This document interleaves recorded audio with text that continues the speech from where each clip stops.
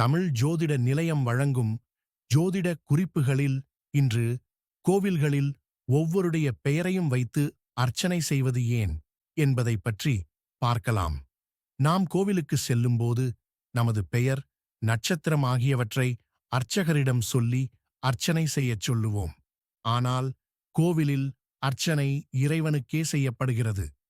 பெயர், கோத்திரம், நட்சத்திரம் கேட்பது யாரால் செய்யப்படுகிறது என்பதற்காகவே. பலர் இது தெரியாத காரணத்தால் அர்ச்சகர்கள் பெயர், நட்சத்திரம் கேட்கும்போது சுவாமி பெயருக்கே அர்ச்சனை செய்யுங்கள் என்கிறார்கள்.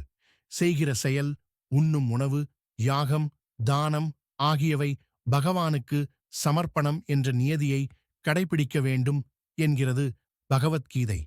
அதனால் கோவிலில் நமது பெயர் அர்ச்சனை என்பது தேவையில்லை. அர்ச்சனை சுவாமி பேரில் செய்வது மிகவும் நல்லது.